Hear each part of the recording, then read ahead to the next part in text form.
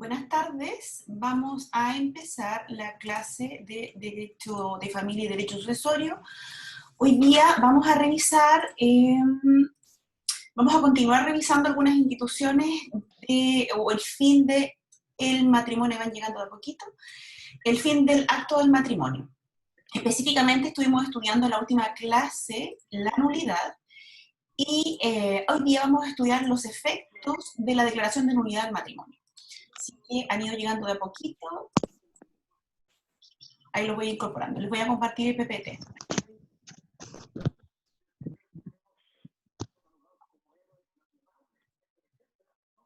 Ya, profe.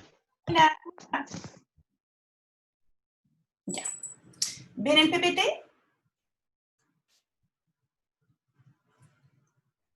Sí, profe. Ya, continúo entonces. ¿Tienen alguna duda del trabajo?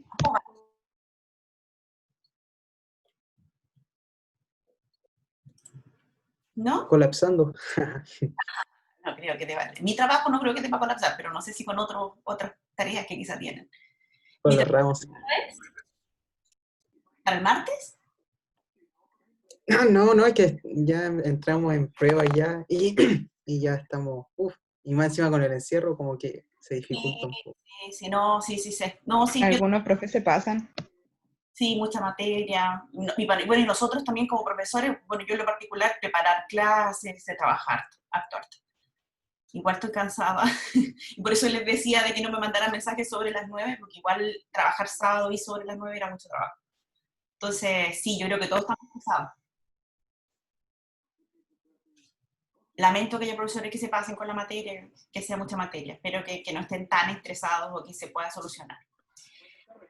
Ya, sigo hablándoles de los efectos de la declaración de nulidad de matrimonio. Estuvimos conversando algo sobre la nulidad Profe, en la clase anterior. Dígame. es que recién terminamos la otra clase y hay 7 participantes nomás, entonces a lo mejor los niños recién Ya se es están la hora ya. incorporando. Yo tengo que empezar a la hora.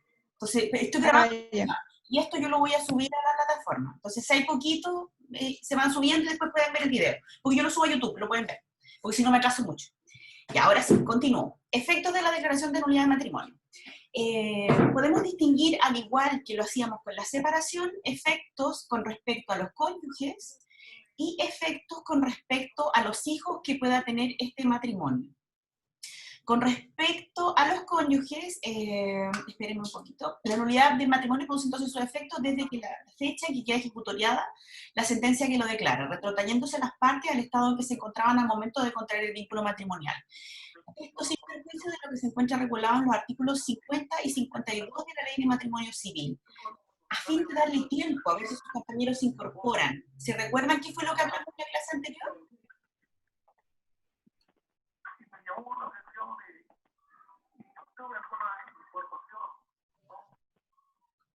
Y alguien tiene prendido algo que tiene un audio, y como que se escucha, para que tenga cuidado con eso. ¿Se recuerdan algo de lo que hablamos en la clase del lunes? Hablamos, profe, sobre la separación judicial y de hecho. ¿Ya? ¿Y qué más hablamos? Porque eso fue lo primero que hablamos. Sobre distinto. Lo primero que hablamos fue la separación de hecho y la separación judicial, y de hecho lo distinguimos de la otra materia que hablamos.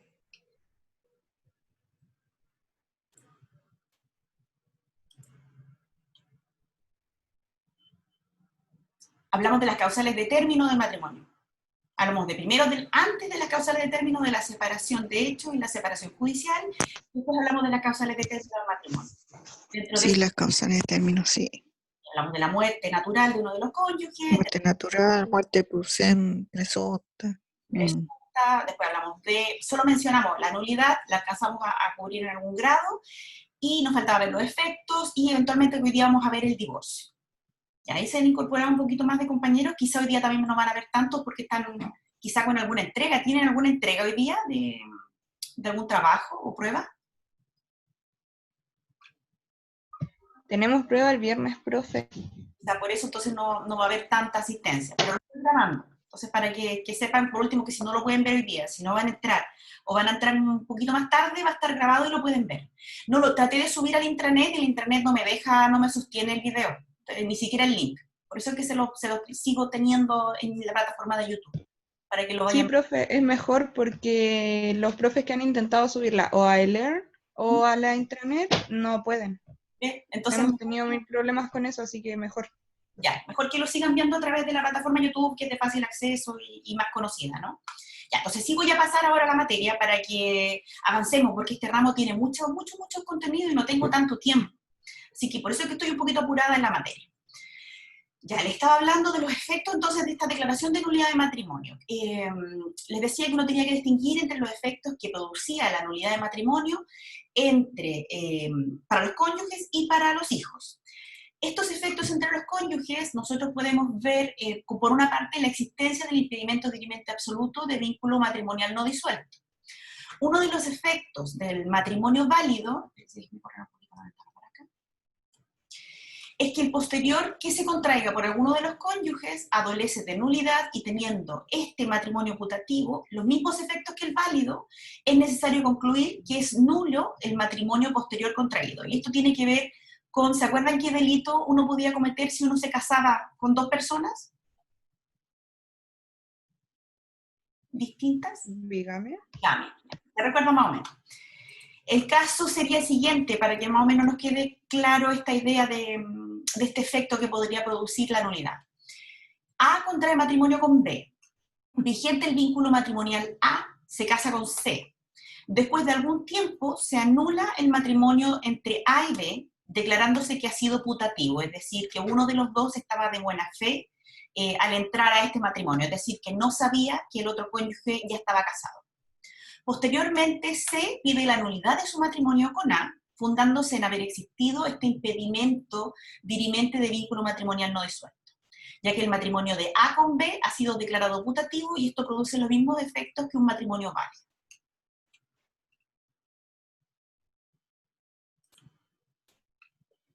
Cabe finalmente observar en esta idea de este impedimento dirimente absoluto, de este vínculo no disuelto, que la doctrina no significa que la persona cuyo matrimonio anterior haya sido declarado putativo está imposibilitada para contraer un matrimonio válido. Recuérdense que cuando nosotros hablamos de la nulidad, ¿se recuerdan algo de lo que hablamos de la nulidad el día lunes?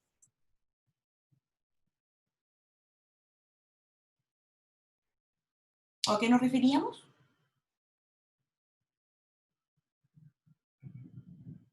¿O en qué se diferencia la nulidad del divorcio, que eso también lo vimos el lunes? La nulidad tenía que ver con el tema de que no dejaba como esta cosa. Era como que nunca pasó. En cambio, el divorcio separaba según el régimen del cual hayan contraído el matrimonio. Claro, los efectos patrimoniales de ese acto. Y deja vigente el matrimonio que había existido antes. Cuando hablamos de nulidad, nosotros volvemos o retrotraemos los efectos de ese acto a un momento anterior. Ya, yo sé que están con hartas cosas, no quisiera estresarlo, pero bueno, espero que vayan quedando algunas ideas. Si no me les está quedando claro, lo pueden revisar con tiempo y lo conversamos la próxima semana, ¿sí? Solamente para que estas ideas vayan quedando claras, a pesar de que yo sé que ahora quizás están estresados por la prueba que tienen el viernes. ¿Y de qué es la prueba que tienen el viernes? Procesal 3. Y eso El profe acaba de mandar el cedulario de 60 preguntas. Ah, por eso es que están todos colapsados, ya. Procesal 3, ¿cuál procesal es? ¿Qué materia? Procesal penal. Procesal penal, ya. No, así. Ya, bueno, yo les voy a hacer la clase lo más rápido posible, pero dentro de mi hora de clase entiendo que quizás no van a participar tanto, quizás están un poquito tensos con el celular.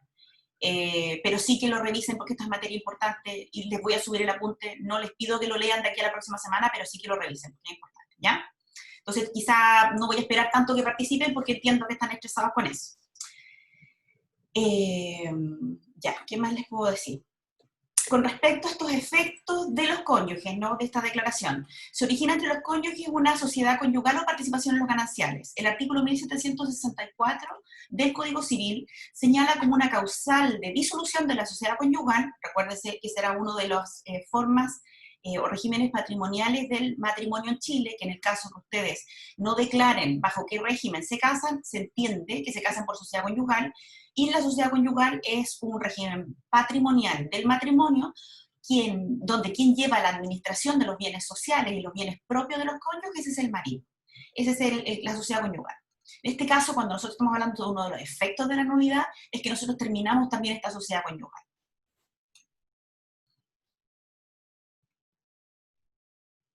El inciso segundo del artículo 51 de la Ley de Matrimonio Civil viene a solucionar un problema que tenía la ley antigua de matrimonio con relación a la disolución y liquidación del régimen de bienes, ya que establece que el matrimonio que se haya contraído de buena fe, pero que haya sido anulado, se podrá optar entre reclamar la disolución y liquidación del régimen de bienes que hubieran tenido hasta ese momento o someterse a las reglas generales de la comunidad, a fin de salvar esta idea de la sociedad conyugal en el caso de la nulidad, que es el caso en particular que estábamos conversando recién del matrimonio putativo. Es decir, este matrimonio que es anulable, pero que uno de los cónyuges entró a este matrimonio teniendo buena fe.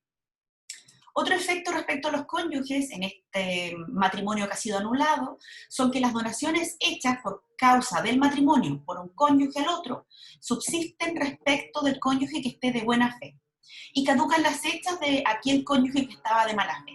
Y esto en virtud del artículo 51, inciso final de la Ley de Matrimonio Civil. En cuanto a los efectos respecto de los hijos, el inciso final del artículo 51 de la Ley de Matrimonio Civil nos indica algo que nosotros naturalmente ya intuíamos dentro de la legislación en general, ¿no? La nulidad no afectará la filiación ya determinada de los hijos, aunque no haya habido buena fe ni justa causa de error por parte de ninguno de los cónyuges. Es decir, en el caso de este matrimonio que ha sido anulado con posterioridad, la filiación ya determinada, es decir, si este hijo ya está determinado como hijo de este matrimonio en particular, no se pierde por el hecho de anularse el vínculo matrimonial, que es algo que nosotros habíamos conversado hace un tiempo en alguna clase, sin que tenga ninguna importancia, pero igual se lo menciono en cuanto se le respeta también esta idea de la filiación matrimonial, que años atrás podría haber tenido alguna importancia, hoy en día, más allá de que tenga determinada su filiación, no interesa si es hijo matrimonial o no. Y ahora pasamos a un tema importante, que espero que si no lo pueden ver hoy día con calma, porque están nerviosos por la prueba que tienen, sí podamos verlo más adelante, ustedes lo pueden revisar o me puedan hacer las consultas que correspondan, que es el divorcio, porque es algo que sí o sí ustedes van a revisar, sí o sí van a tener causas cuando ustedes las tramiten ante tribunales. Lo más probable es que dentro de su práctica mucho les toque trabajar divorcios. Entonces, para que vayan conociendo, no los pillen sin saber, o ustedes vayan a decir que eran algunos de los míos y no sabían de esta materia. ¿Qué uno puede decir en general con respecto al divorcio? Una definición, que es la que yo pongo acá en este PPT que yo les comparto, es que el divorcio es la ruptura de un matrimonio válido, donde viviendo ambos cónyuges, o sea, es la disolución absoluta y duradera del vínculo de matrimonio, pudiendo por lo tanto ambos cónyuges contraer nuevas nupcias. Esto es una modificación que nosotros hemos conversado latamente en otras clases, más o menos desde el año 2004, donde se establece por primera vez en Chile un divorcio vincular, es decir, donde se pone término al matrimonio, esto en virtud de la Ley 19 de 1947. Pero este término del matrimonio a través del divorcio vincular en ningún caso afecta la filiación ya determinada, ni los derechos ni obligaciones que emanan de ella, con respecto a los hijos que hayan nacido en este matrimonio, y en esto coincide con lo regulado en el artículo 42, número 4 de la Ley de Matrimonio Civil.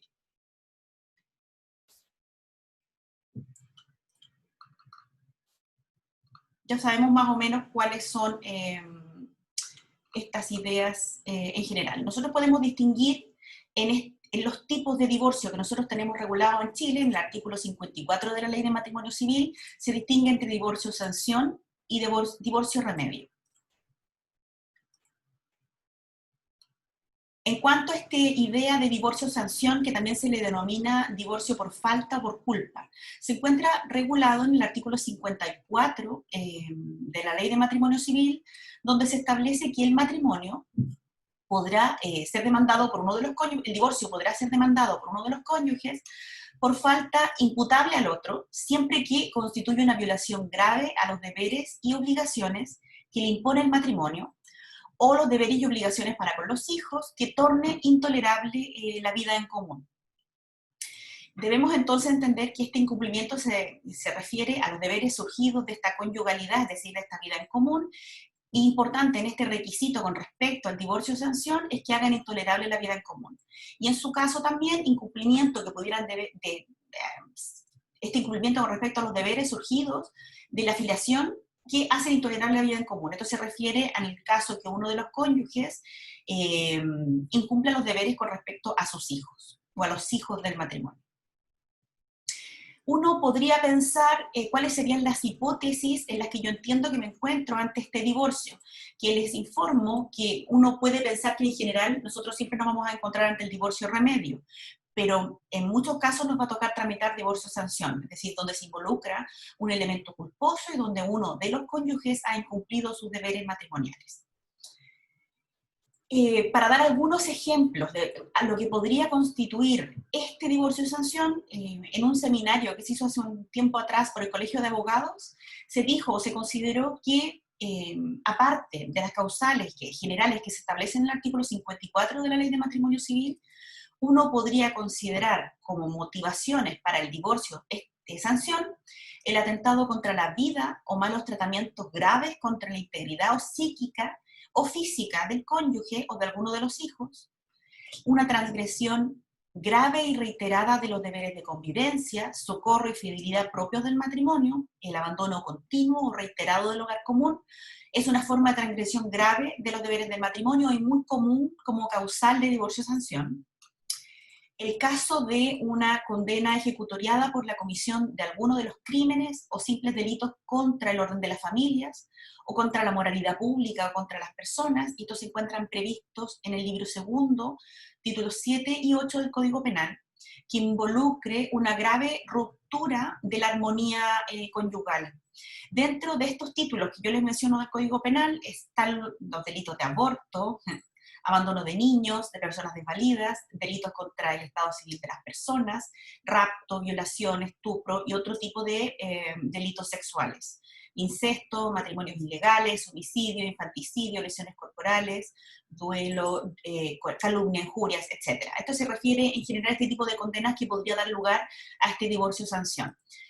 Más allá de las cosas que nosotros podamos coincidir o no sobre esta discusión, se considera también una causal dentro del artículo 54 y dentro de lo que se conversaba en este seminario, la conducta homosexual como causal para pedir este divorcio-sanción. También se puede pedir una causal en el caso de que uno de los cónyuges sufra de alcoholismo o drogadicción que constituya un impedimento grave para la convivencia armoniosa entre los cónyuges o entre esto y los hijos. Y también sería una causal de este divorcio-sanción la tentativa de prostituir al cónyuge, al otro cónyuge o a los hijos del matrimonio. Como podemos ver, yo no sé si ustedes están aquí, ¿escucharon las causales? ¿De estas causales de este divorcio-sanción? Sí, profe. Ya, ¿qué le parece estas causales que nosotros estuvimos viendo recién, en general? A mí me llamó la atención o a lo mejor yo entendí mal, el tema que usted hablaba de la causal del divorcio. Ay, se me fue el nombre. El primero que mencionó. ¿Sanción? Por sanción, sí. ¿Ya? Nombró algo respecto a los hijos. O sea pero decía también en la vida en común. Ahí también entraría el tema de la infidelidad y esas cosas. Y, por supuesto, en cuanto tendría que ser una infidelidad grave y lo más complejo de la infidelidad es probarlo, ¿no? Pero sí, también Claro. podría dentro de este divorcio sanción establecerse como una infracción a este deber de fe que debe tener la pareja, sí, podría ser. Hay causales mucho más graves, ¿no? Para este tipo de divorcio. Generalmente cuando hay infidelidad, la gente toma la causal de divorcio remedio, de mutuo acuerdo o unilateral, porque es más simple de probar que el divorcio-sanción, porque el divorcio-sanción es una especie de sanción para aquel cónyuge que ha incumplido los deberes. Es más Me complejo. llamó la atención también, yo no sabía el tema de que era una causal de divorcio la conducta homosexual. Sí. O sea, obviamente una persona que se entera de que su pareja, su marido, su esposo es homosexual, va a pedir el divorcio, pero no sabía que contaba como, pensé que se veía de como un acuerdo solamente, No, no pensé que contara como una causal específica. se puede pedir una causal específica y se puede pedir como divorcio de sanción. De hecho, yo conozco de casos que se ha pedido como divorcio de sanción. Porque se considera como gran infracción a estos deberes que se derivan de fidelidad y de esta generación de la familia, etcétera, ¿no? Pero sí, se puede pedir por divorcio de sanción. En general, a fin de evitar este contenido negativo que tiene el divorcio de sanción, se hacen por divorcio de mutuo acuerdo, por divorcio unilateral, y no se intenta el divorcio de sanción, pero en virtud de que el artículo 54 lo establece como una causal, sí se puede. Lo complejo nuevamente es la prueba de esta sorpresa o de esta situación de homosexualidad. A mí me llama más la atención la causal posible de divorcio y sanción en el caso de aborto, ¿no? Esto debiéramos entenderlo actualizado, no en aquellos casos en que está permitido por la ley en Chile, a pesar que son escasos, el aborto. Y con toda la discusión que se da y que se dio el año pasado y que se está dando en general con respecto a este aborto libre o como lo queramos ver en el caso, dependiendo del contenido valórico que nosotros le demos a esta institución. Ya, estas causales que conversamos recién, que son todas muy graves, ¿no? En general lo que revisamos es que son todas conductas muy, muy graves, alcoholismo, drogadicción, conductas graves que trate de prostituir a su cónyuge, a sus hijos. No son bajo ningún caso solamente las causales que se indican en el artículo 54. Cualquier otra conducta grave que pudiera infringir esencialmente estos deberes que se derivan del matrimonio nos va a derivar en esta causal, esta posibilidad del divorcio sanción. ¿Cuál es el divorcio que muy comúnmente uno conoce o ha escuchado en general? El que uno, quizá el que ustedes más conocen, pero que no saben que se llama, que es el divorcio remedio. El anterior ya conversamos, es divorcio-sanción, se llama de esta manera, o la doctrina lo llama de esta manera, en cuanto constituye una sanción a aquel de los cónyuges que ha incumplido gravemente algún deber derivado del matrimonio y que no solamente lo incumple, sino que genera una imposibilidad de vivir en el hogar común o de mantener una paz en la vida común. Nos encontramos, ¿qué sucede entonces cuando una pareja ya no quiere vivir junta? Quizá no porque se encuentra en una situación intolerable para el matrimonio, pero que por alguna razón ya este vínculo no ha funcionado. Es ahí cuando nosotros nos encontramos en el típico causales de divorcio, que es este divorcio remedio. Cuando hablamos del divorcio remedio, entonces, estamos hablando de un divorcio que involucra el cese efectivo de la convivencia. Ese es el argumento que se da, porque en el caso del divorcio-sanción, el matrimonio puede seguir viviendo en el hogar común, puede que todavía siga viviendo en el hogar común cuando uno de los cónyuges pide el divorcio-sanción. Yo no le voy a pedir, cuando yo pido el divorcio-sanción, que haya cumplido con un plazo de cese efectivo de la convivencia. Esa es la diferencia con el divorcio remedio, donde yo sí pido un plazo efectivo, donde yo tengo que comprobar que yo he dejado de vivir en un hogar común. ¿Sí? Lo vamos a revisar, pero para que les quede claro. Entonces, cuando hablamos de este divorcio culposo, divorcio por culpa, que estábamos conversando, el divorcio-sanción, yo puede que todavía me mantenga en el hogar común. Pida el divorcio y desde ese momento se divida el hogar. Yo no tengo que probar cese de la convivencia. En el divorcio-sanción sí debo probar cese de la convivencia. En el caso de que exista mutuo acuerdo entre los cónyuges, el cese de convivencia que se exige es de 1 año. Si no hay acuerdo y es solo unilateral por una de las partes, son 3 años, o a lo menos 3 años. Esto se encuentra regulado, este divorcio y sanción por cese de la convivencia, en el artículo 55 de la Ley de Matrimonio Civil, y esta idea de cualquiera de los cónyuges puede pedir el cese, es decir, no de mutuo acuerdo, se encuentra regulado en el artículo 55, inciso 3 de la Ley de Matrimonio Civil. ¿Les llama la atención habían escuchado esta idea de divorcio remedio? Sí, pero no con ese nombre. No, pero era el que más conocían probablemente y quizás habían escuchado este plazo de 1 año, un plazo de 3 años. Ese es su nombre, es el divorcio remedio. Esta idea de aquí, cuando ambos cónyuges lo solicitan de común acuerdo, deben acreditar que ha cesado esa convivencia entre ellos durante un lapso mayor de 1 año, debiendo además acompañar a esta solicitud de divorcio un acuerdo que regule sus relaciones recíprocas y las relaciones con los hijos. el cual debe tener dos características que ustedes probablemente van a escuchar mucho cuando estén tramitando divorcios, sobre este acuerdo completo y suficiente. Este acuerdo es requisito indispensable para que se conceda el divorcio solicitado de mutuo acuerdo. Entonces, cuando ustedes hacen la solicitud ante el tribunal, de común acuerdo, ustedes deben acompañar la solicitud, me refiero a la solicitud de divorcio, apoyada por ambos cónyuges, y a ellos deben acompañar el acuerdo completo y suficiente. Si ustedes no acompañan este acuerdo completo y suficiente, entonces su solicitud, a pesar de ustedes acreditar el cese de la convivencia, no va a permitir que se produzca el divorcio. La ley señala, o qué es lo que nosotros entendemos cuando hablamos de completo y suficiente.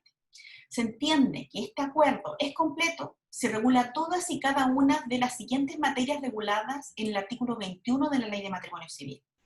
Los alimentos y materias vinculadas al régimen de bienes de matrimonio, y si hay hijos, deberá comprender el régimen aplicable a alimentos, al cuidado personal y relación directa y regular que mantendrá con los hijos aquel de los padres que no los tuviere bajo su cuidado. Por otro lado, se entiende que este acuerdo es suficiente si resguarda el interés superior de los hijos, procurando aminorar el menoscabo económico que pudo causar la ruptura y establece relaciones equitativas hacia lo futuro entre los cónyuges cuyo divorcio se solicita. Es decir, para que yo entienda que nos encontramos ante un acuerdo suficiente, debe satisfacer el interés superior de los hijos, debe evitar el menoscabo económico que el término del matrimonio pudo ocasionar a alguno de los cónyuges y a los hijos, y debe establecer relaciones equitativas entre los cónyuges, entendiendo entonces que, si bien nosotros nos encontramos ante una pareja que ha decidido terminar su relación a través de un divorcio, si existen hijos, entonces es necesario generar todo este acuerdo, tanto completo como suficiente, para garantizar las relaciones que necesariamente se van a dar a lo largo del tiempo entre esta pareja. Y en su caso también para determinar cualquier situación patrimonial que pueda generarse en virtud de esta disolución del matrimonio. ¿Les queda claro en general este acuerdo suficiente, esta causal de divorcio o remedio?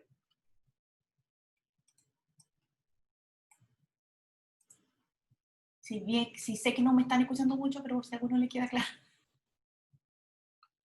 esta idea del divorcio, de este divorcio remedio.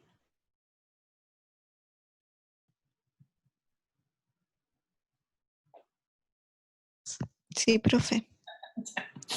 ¿Usted está escuchando? Ya, la segunda causal de este divorcio, posibilidad. Cuando lo solicite cualquiera de los cónyuges que por haber cesado la convivencia conyugal durante a lo menos 3 años, que es el que muy probablemente se van a encontrar. Es muy probable que nos encontremos con el de mutuo acuerdo, pero muchas veces alguno de los cónyuges se resiste a terminar por muchas razones, el vínculo matrimonial.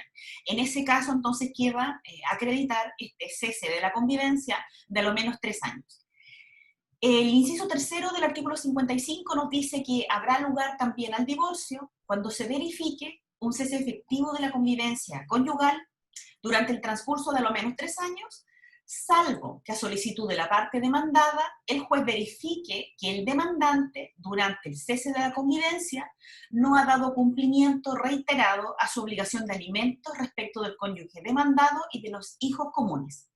Esa sería la única posibilidad de excepción donde el cese de convivencia, en el caso del divorcio unilateral, podría exigirse un periodo de tiempo menor a 3 años.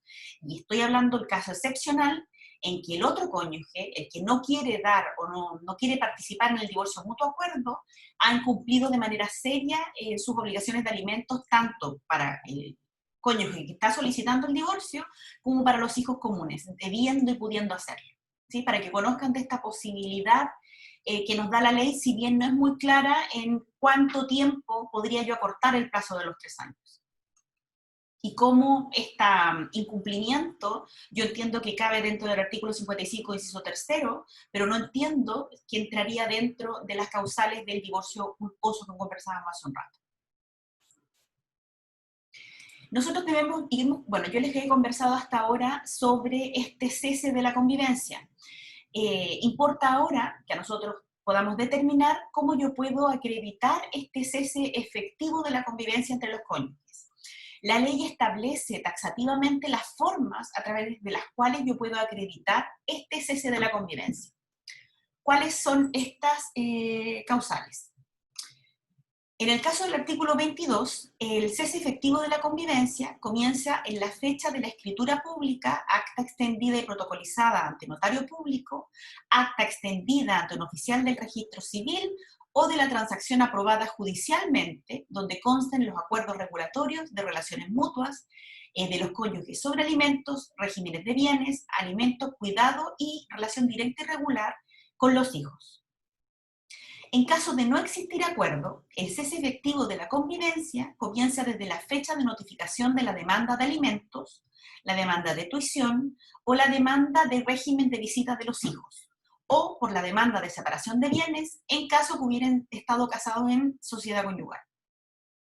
En defecto de todo lo anterior, comienza dicho cese de la convivencia en la fecha en que cualquiera de los cónyuges hubiera dejado constancia de su intención de poner fin a la convivencia mediante una gestión judicial voluntaria contemplada en el inciso segundo del artículo 25. Esto es lo que más probablemente ocurre, por lo menos en lo que yo he tramitado de divorcios. ¿Cómo se hace o cómo yo cuento o logro acreditar este cese de la convivencia? Se hace una gestión voluntaria ante tribunales de familia, donde se llama al otro cónyuge a firmar un cese de la convivencia, que va a servir como base y sustento para eventualmente un divorcio de mutuo acuerdo o un divorcio unilateral cuando se haya cumplido el plazo de 1 año, en el caso de mutuo acuerdo, o que se haya cumplido el plazo de 3 años si estamos entendiendo que es solamente unilateral.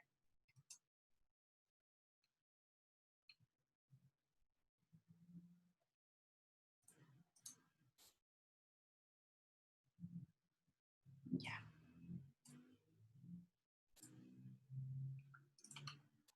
¿Les queda claro cómo está por ahí? Sí, profe. Sí, profe. ¿Y el cedulario es muy extenso de la otra prueba? Son 59 puntos. Pero solo les pregunto, yo no sé ni quién es el profesor. ¿El profesor se los puede mandar hoy día, miércoles, y la prueba el viernes? Lo que pasa es que nosotros ya teníamos los contenidos que iban a entrar, si ya estábamos estudiando de antes. Y Ah, se le pidió el cedulario antes, pero como usted dice, pues con el teletrabajo igual es pesada la cosa. sí, Y de hecho lo iba a mandar mañana, y como se apuró y lo intentó, lo envió hoy día. no me oí bien, ya. Pero los contenidos igual ya los teníamos, y ya sabíamos lo que entraba. Porque Pero igual que lo mandé 2 días antes, como sí, es bien estresante. estresante. Si quieren, no sé, si quieren salen nomás de la clase, yo la termino de grabar y se la subo nomás, y ustedes la ven después. Porque yo entiendo que estén No, estresados con la no, lección. profe, no No, corresponde. Si la clase de civil es a esta hora, tenemos que estar acá y el que está, y el que no, nomás, pues. sí. Pero no corresponde que no estemos saliendo. Sí, Ya. porque además, por lo menos en mi caso, he estudiado todo el día, entonces salir un rato de ese ramo igual es bueno. Ya, entonces termino la idea, porque como no me participan mucho, igual me preocupa. Ya, entonces sigo con las características de la acción de divorcio. Ya revisamos los distintos tipos de divorcio, revisamos los plazos de cese de la convivencia, revisamos la forma en la cual yo puedo acreditar este cese efectivo de la convivencia, y nos queda hablar de las características de esta acción de divorcio, que es lo que estábamos conversando hace un rato. Como una primera característica, nosotros entendemos, y es algo natural que se entiende de la misma institución, es que corresponde exclusivamente a los cónyuges, pudiendo ejercerla cualquiera de los cónyuges, salvo en el caso del artículo 54, y el artículo 54 cuando estábamos hablando de este divorcio-sanción, donde es culpa de uno de ellos. En el caso del divorcio-sanción, solo podrá alegar este tipo de divorcio el cónyuge que no ha dado lugar a ella. Y esto en virtud de lo que expresamente establece el artículo 56 de la Ley de Matrimonio Civil. Entendemos además que esta acción de divorcio es de carácter irrenunciable, obvio, por la misma institución, porque nadie puede estar obligado a mantenerse en un vínculo matrimonial que no desee. Es imprescriptible, también en virtud de lo establecido en el artículo 57, y por el mismo fundamento que les daba recién, tiene que intentarse en vida de los cónyuges, lo cual también es algo natural, porque nosotros entendemos que una causal de término del matrimonio es la muerte de uno de los cónyuges, y cuando estamos hablando del divorcio es otra causal distinta de término del matrimonio. El artículo 58 de la Ley de Matrimonio Civil dispone que el cónyuge menor de edad y el interdicto por disipación son hábiles para ejercer por sí mismos la acción de divorcio, sin perjuicio de su derecho de actuar por intermedio de representantes. Acuérdense que este menor de edad del que estamos hablando de todas maneras de un menor de edad o de una menor de edad mayor de 16 años y menor de 18 años, ¿no? Que es este menor que en Chile puede contraer el matrimonio y que por tanto puede ejercer este tipo de acción.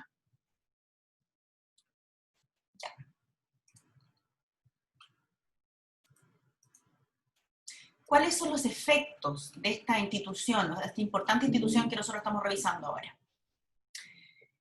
En relación a este punto hay que destacar, entre los cónyuges el divorcio produce sus efectos desde que queda ejecutoriada la sentencia que lo declara. Desde ahí nosotros entendemos que hay efectos o que tiene efectos este divorcio. Y se encuentra regulado esto o expresado de esta manera en el artículo 59 de la ley.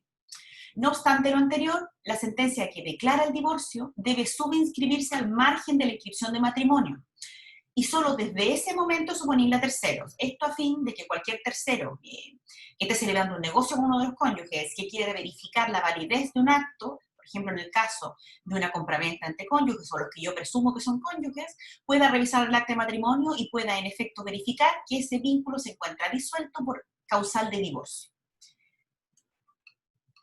Y al final también esto debe estar subinscrito a pesar de que produce efectos desde que se dicta la sentencia, a fin de que los cónyuges o los excónyuges, en este caso divorciados, puedan contraer un nuevo vínculo de matrimonio. Y esto se encuentra regulado en el artículo 59, inciso segundo de la ley.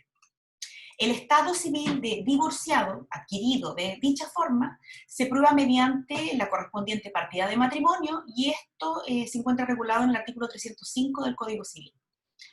Es importante destacar en esto que el estado civil de divorciado se genera cuando se subinscribe la sentencia que declara el divorcio y no desde que esta sentencia queda ejecutoriada. Pues lo normal es que las sentencias produzcan sus efectos desde que quedan firmes y que las subinscripciones sean un requisito de oponibilidad frente a terceros. Pero en este caso nosotros entendemos que produce estos efectos desde que esta sentencia es subinscrita. Es como una excepción a la regla general. Si bien el divorcio, y esto lo hemos dicho con anterioridad, pone fin al término, no afecta la filiación ya determinada de los hijos, ni los derechos y obligaciones que emanan de este vínculo matrimonial disuelto a través de divorcio con estos hijos. Por consiguiente, los hijos comunes del matrimonio disuelto por el divorcio, este divorcio, continuarán siendo de filiación matrimonial, a pesar de que, insisto, eso no tiene ninguna importancia legal al día de hoy. Lo que interesa al día de hoy, en virtud de la ley 19585 que discutíamos dentro de las primeras clases, es saber si una persona tiene o no su filiación determinada.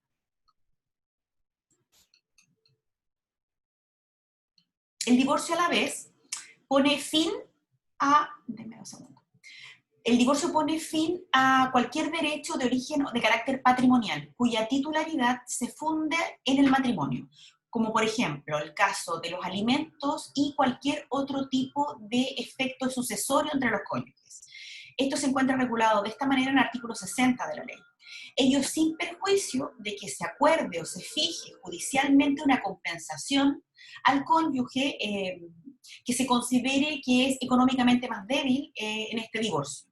Y esto va a ser determinado en virtud de lo establecido en el párrafo primero del capítulo 7 de la ley, específicamente en los artículos 61 y siguientes. La sentencia de divorcio firme va a revocar además todas las dudas por causa de matrimonio se hubieran hecho al cónyuge que dio motivo al divorcio por su culpa. Esto se encuentra regulado en el artículo 145 del Código Civil. ¿Alguien me quiere hacer alguna pregunta? Profesora, yo, una consulta sobre el efecto de la nulidad del matrimonial. Cuando ya se pone término, se declara la nulidad matrimonial, en cuanto al efecto del derecho de alimento y sucesorio, ¿corre ahí o no? ¿O también se elimina como el divorcio? Los alimentos, pero a ver, Sí, la nulidad, alimentos, ¿pero quiénes? ¿Para pareja o para los hijos? Para los hijos en caso de filiación determinada. En el caso de filiación determinada, la nulidad no afecta a la filiación determinada. La nulidad Ah, ya, no por tanto el deber de alimento, no, bajo ningún punto. ¿Por qué? ¿Por qué? Por el interés superior del niño. claro. Claro, Ya, profe, independientemente gracias. de la situación de la nulidad, y que yo entiendo que el matrimonio se retrotrae a los efectos anteriores, no afecta a esta filiación. Se mantiene el deber de alimento. Ya. Sí, ¿qué más les puedo decir? Otra posibilidad en el caso del divorcio, el ex cónyuge propietario de un bien declarado familiar puede pedir su desafectación. Esto es importante, porque puede ocurrir que durante la vigencia del matrimonio se haya declarado que un bien inmueble determinado es un bien familiar. El que sea dueño de este bien, al pedirse el divorcio, puede pedir la desafectación de ese bien. Tiene que sí argumentar esta causal y se le podría llegar a conceder siempre que no afecte los derechos de los hijos cuya filiación no se afecta por este divorcio, ¿sí? ¿Les queda claro? Sí, profe. Entonces, sigo hablando sobre esta materia.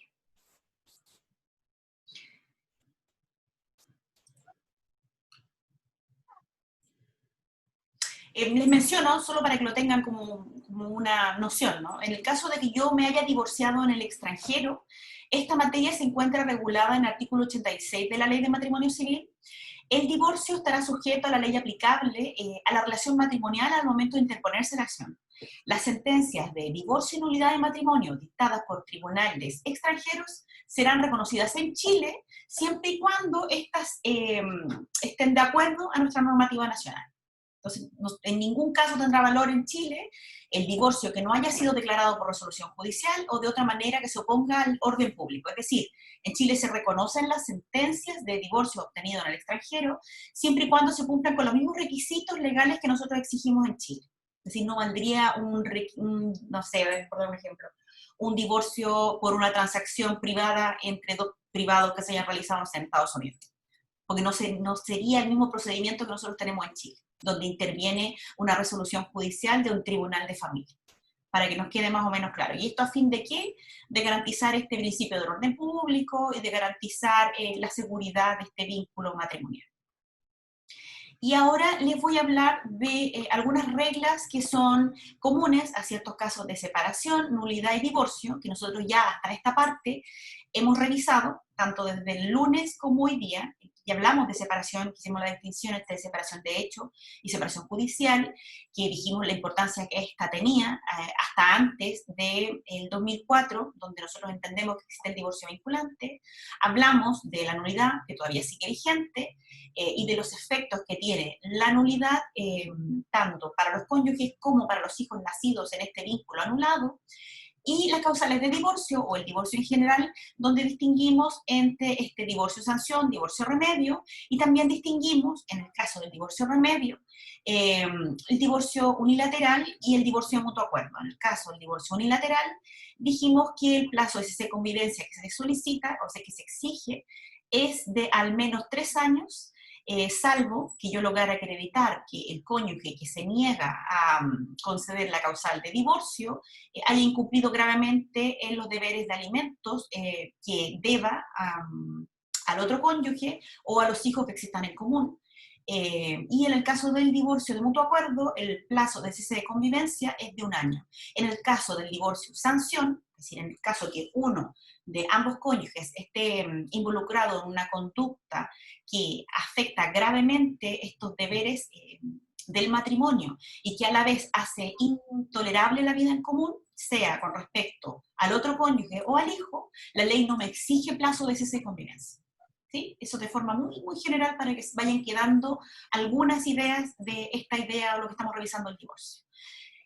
Ya vimos las distinciones que existían entre entonces estas distintas instituciones por las cuales yo entiendo en cierto grado que termina el matrimonio o termina la vida común en el caso de la separación.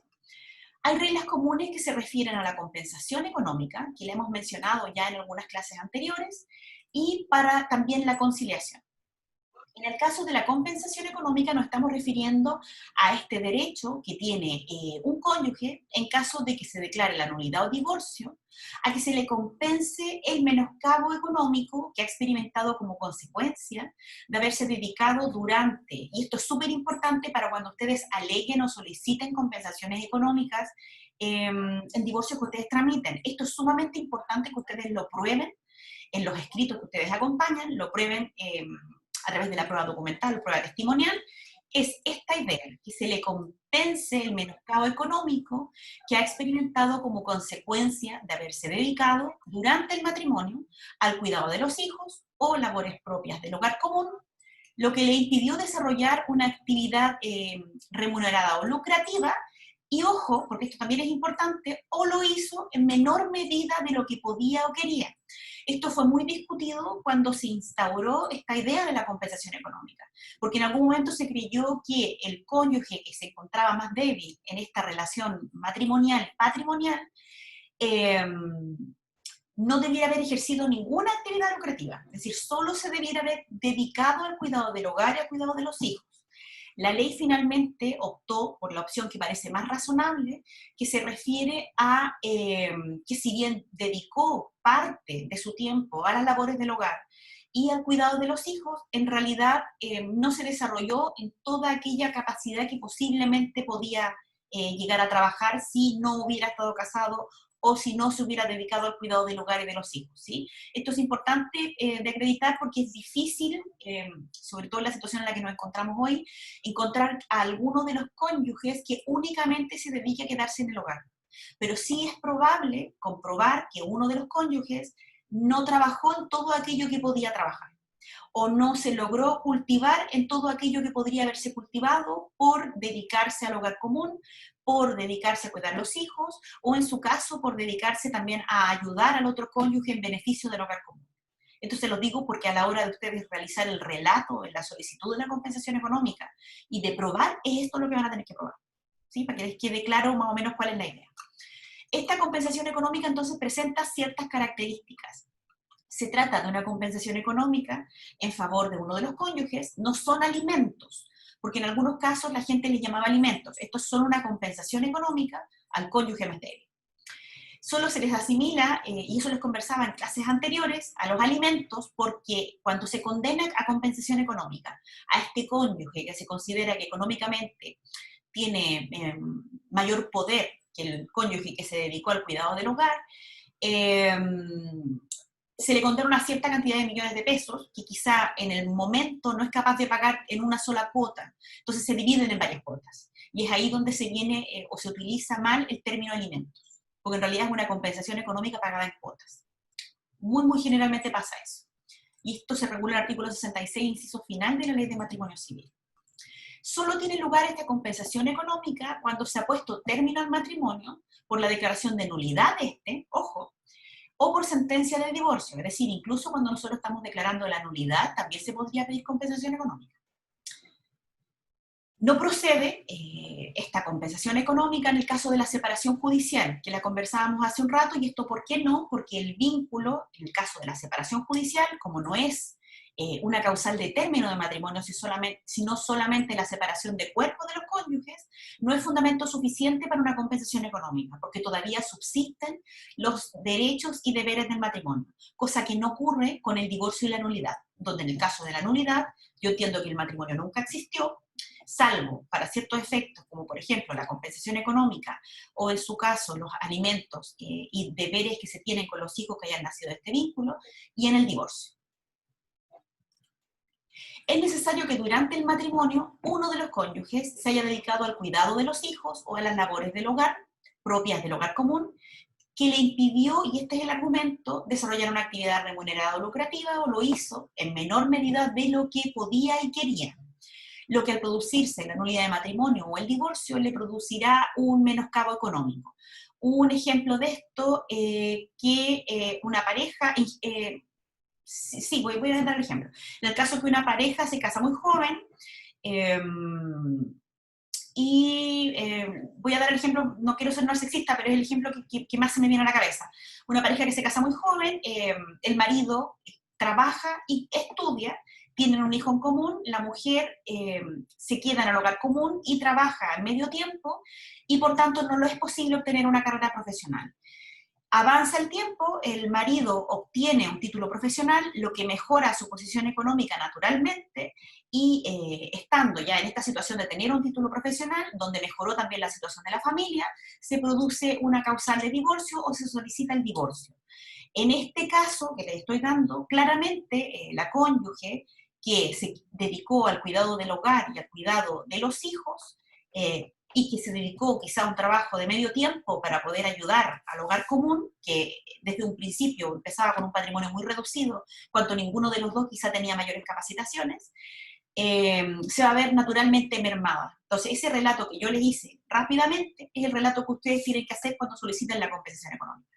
De indicar en qué forma esta dedicación al hogar común, esta dedicación a cuidar a este hijo, afectó a este cónyuge para la obtención, por ejemplo, de algún grado técnico, para la obtención de un grado profesional, que podría haber mejorado considerablemente su situación a los 10 años de matrimonio, 20 años de matrimonio, 30 años de matrimonio, dependiendo del vínculo que estemos hablando, para que les vaya quedando más o menos claro, porque aparte,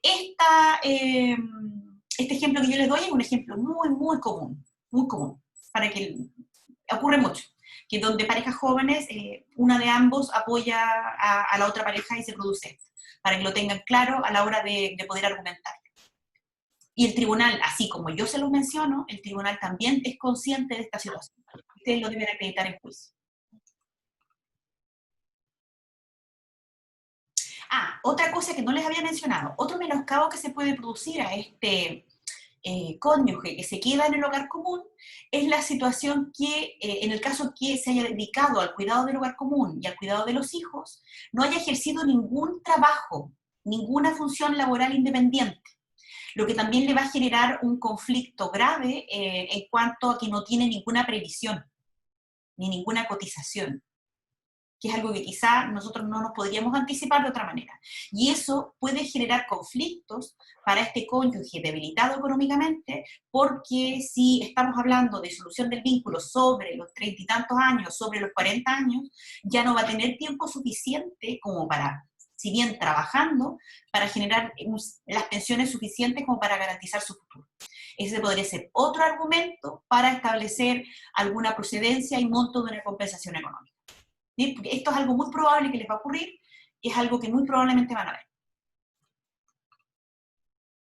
Ya, en cuanto a la determinación y procedencia, monto de la compensación económica, hay dos maneras en que nosotros podemos determinarlo. Los cónyuges, siendo mayores de edad, pueden convenir la compensación económica y su monto de común acuerdo, lo que deberá constar por escritura pública o acta de avenimiento, los cuales deben someterse a aprobación judicial. O sea, es probable, o yo puedo permitir que los cónyuges establezcan una compensación económica, sin que intervenga en la decisión de ese monto el tribunal. Si no se produce acuerdo entre los cónyuges sobre esta materia, o si ellos son menores de edad, la procedencia y monto de la compensación económica se determina en el juicio de nulidad del matrimonio o en el divorcio según corresponda. Y es aquí donde se debe argumentar todo lo que nosotros estábamos conversando recién. Ya. Voy a dejar la clase hasta aquí. Tenemos clases el próximo lunes, ¿sí? Sí, profe. Sí, profe. ¿Verdad? ¿Cómo? El lunes no tienen prueba, ¿verdad? Tienen mi trabajo el martes, ¿no? El miércoles su trabajo, creo. El miércoles. Miércoles 3. Ya, no se olviden que tienen que hacer la cápsula, ¿sí? Y que la grabación de su disertación. Ah, ¿Sí? Eso lo digo cápsula, grabación de su disertación, porque me miró con una cara como de pánico. Y recomendaciones para eso, que no, la duración que no sea menos de 10 minutos, ¿sí? Y que el apunte que van a ocupar, que me imagino que el delegado se lo dijo de todas maneras, no sean solo apuntes de derecho que encuentren por internet. Si tienen dudas de los tipos de fuentes que tienen que ocupar, o si quieren que yo les sugiera, me mandan mails antes de las 9 de la noche y yo los ayudo y los asisto siempre y cuando no sea un domingo, ¿sí? Para yo tratar de asistirlo lo más posible. Así que ahora vayan a mirar su cedulario y yo ya la próxima semana sigo hablándoles de derecho de familia. Pero les voy a preguntar de esto, porque me preocupa que lo sepan. Ya, que estén Ya, bien profe, gracias. dentro de lo que se puede, ¿no? Igual usted, profe, gracias. Chao.